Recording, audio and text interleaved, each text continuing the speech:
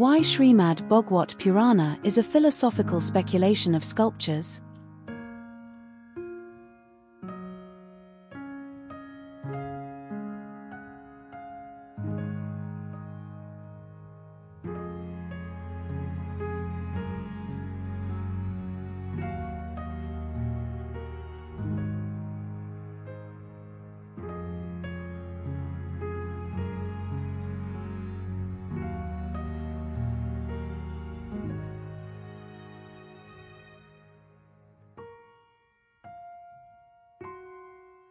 The Bhagavad Purana, also known as Srimad Bhagavatam or Bhagavata, is one of the Mahapuranic texts of Hindu literature, with its primary focus on bhakti, that is devotion to the incarnations of Vishnu, particularly Krishna.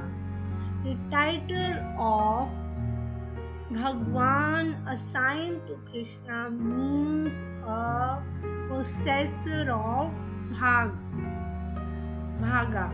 The six excellences comprise of Aishwarya, omnipotence, Dharam, that is virtue, Yash, glory, Shri means beauty, Janana means omniscience, and detachment is विग्रह.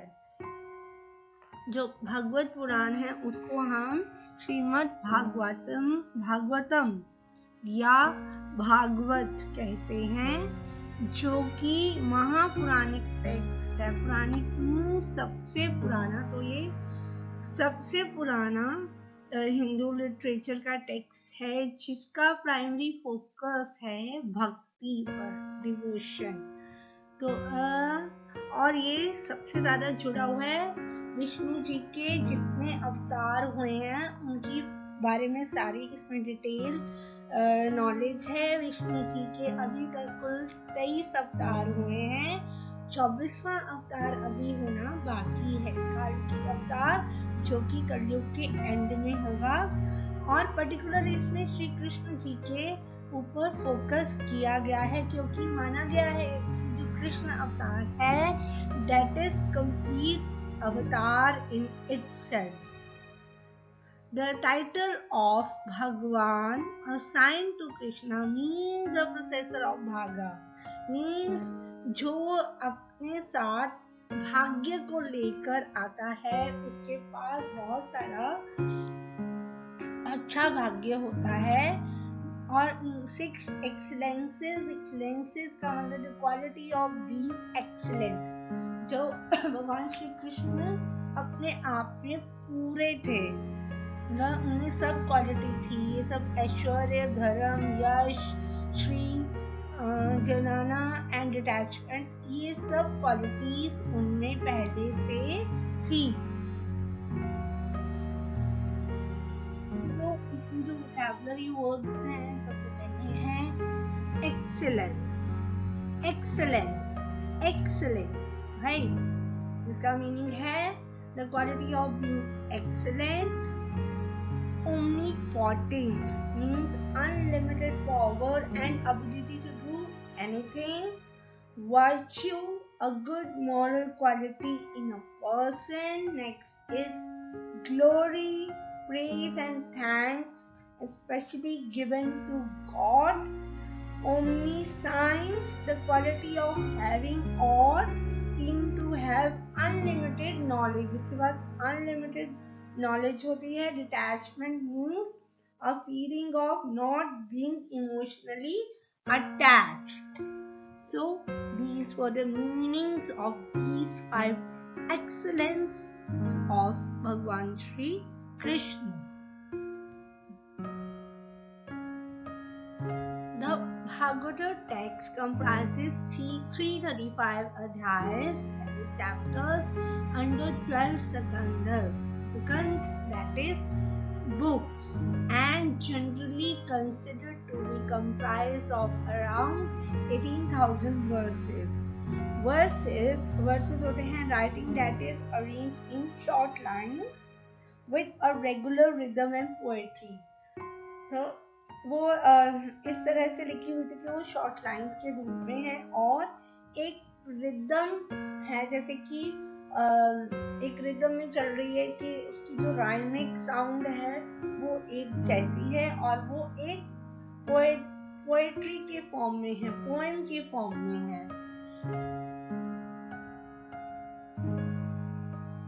The Bhagavad is widely recognized as the most well-known and influential of the Puranas. It generally stresses that the philosophical speculations of the sculptors have an appeal only to the intellectual. Instead, it places emphasis largely on appeal to the common man through the eminently simple emotional part of devotion. जो भगवद गीता है उसको बहुत ज्यादा influential, यानी कि जिसका प्रभाव सबसे ज्यादा ह्यूमैनिटी के ऊपर है वो ये पुराण है।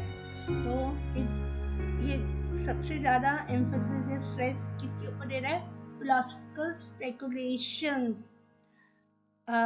जो स्कल्पचर्स हैं, स्कल्पचर्स जो धार्मिक बुक्स हैं जितनी होंगी राइटिंग ऑफ रिलीजन्स पे, स्कल्पचर का मतलब उनके ऊपर ध्यान देना। Speculation, the activity of guessing possible answer to a question without having enough information to be certain।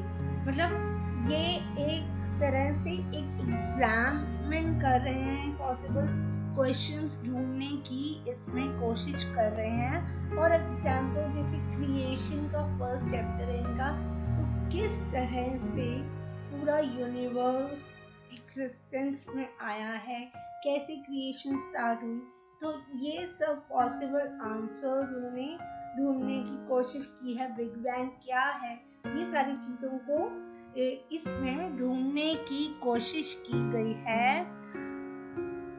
जो कि सिर्फ आपकी नॉलेज को बढ़ाता है, आपके इंटेलेक्ट को बढ़ाता है, आपकी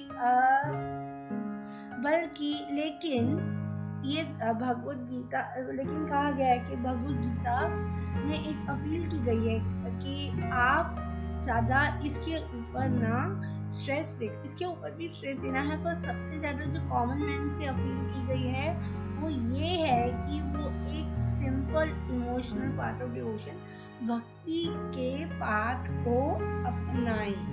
eminently means very and obviously, ये मतलब ऑब्वियसली ये भक्ति के पाथ को अपनाना बहुत जरूरी है, इसलिए ये अपील की गई है भगवत पुराण में।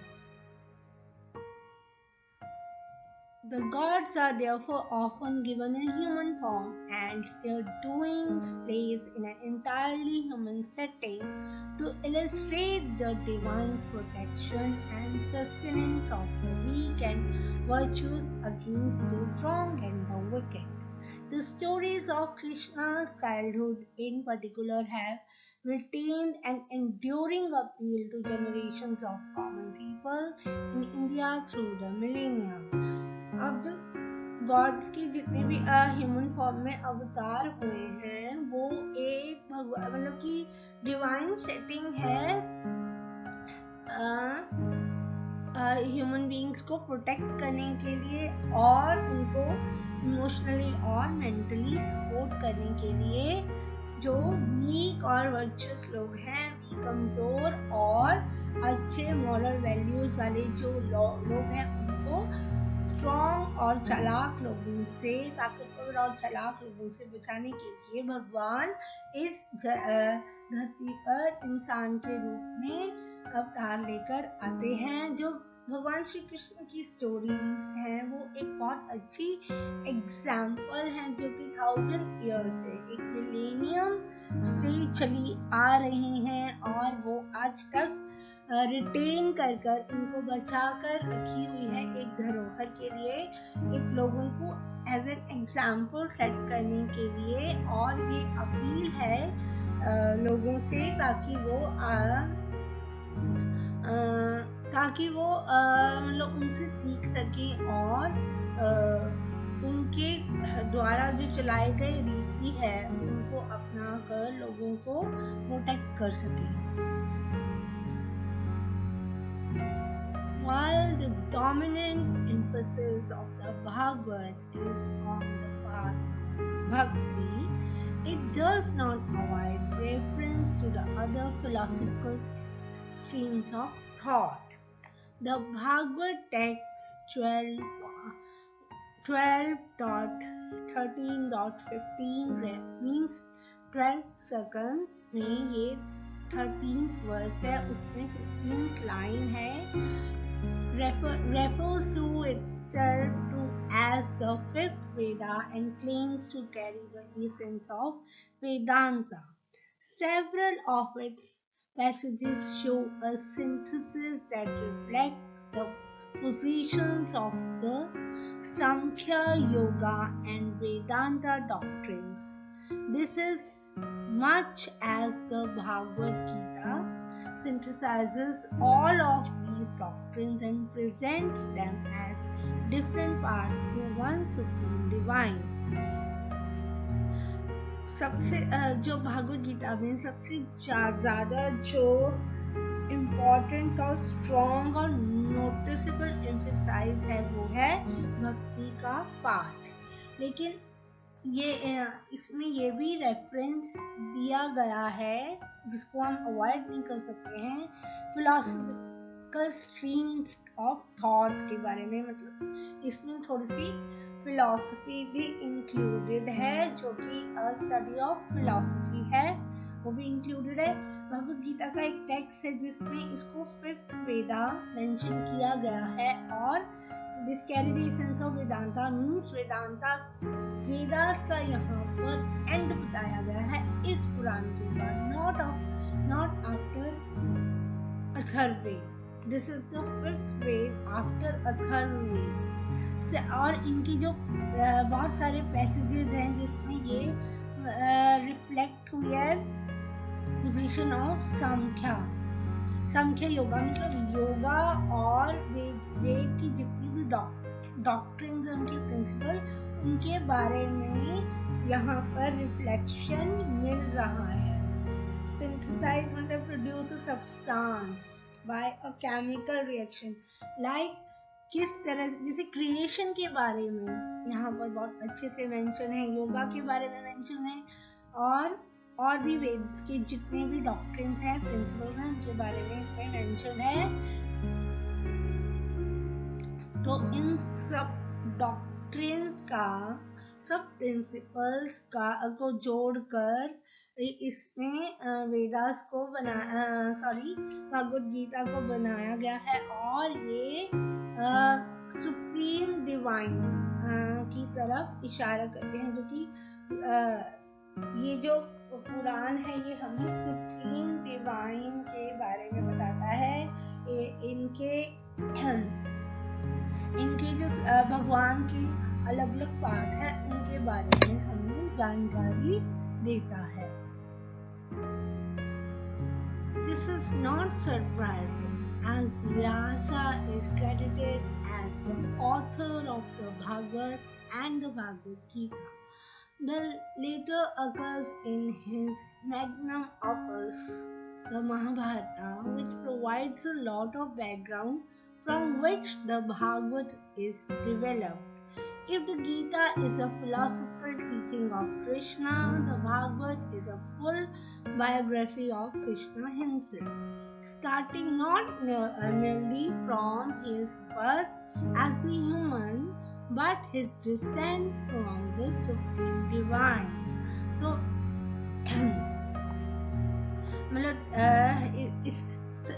it will be not a surprise to give credit to Vyas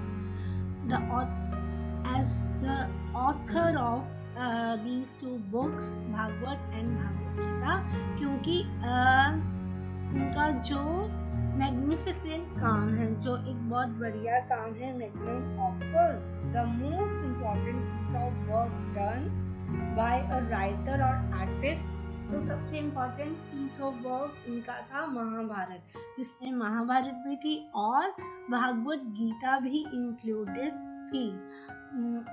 तो ये जो महाभारत थी, ये एक बैकग्राउंड थी जहाँ से भागवत का ओरिजिन हुआ था। अगर गीता एक फिलोसफिकल टीचिंग और कृष्ण जी की फिलोसफिकल टीचिंग है, तो भागवत कृष्ण जी की पूरी एक बायोग्राफी है, जो कि ना कि सिर्फ उनके बर्थ से स्टार्ट हो रही है as a human being, but as a descent from the supreme divine. Descent का मतलब है द स्टेट और fact of being related to a particular person और group of people who lived in past. मतलब उनके पास्ट की सारी इसमें इनकारनेशन हैं, जितने भी उनके अवतार हैं उनके बारे में, और वो मतलब क्यों सुप्रीम डिवाइन क्यों है, सबसे ऊपर वो सुपर सोल है क्यों है, उसके बारे में भी इसके अंदर मेंशन किया गया है। वो ना सिर्फ human as a human being जन्म लेते हैं, बल्कि एक सुपर सोल की तरह मतलब हम पहले भी पढ़ चुके हैं, is the supreme God head. ब्राह्मण, उनको ब्राह्मण कहा जाता है, ब्रह्म, सुप्रीम ब्रह्म, मतलब कि सबसे ऊपर उनको माना गया है। ये सब चीजों का मेंशन भागवत गीता और भागवत पुराण में किया गया है।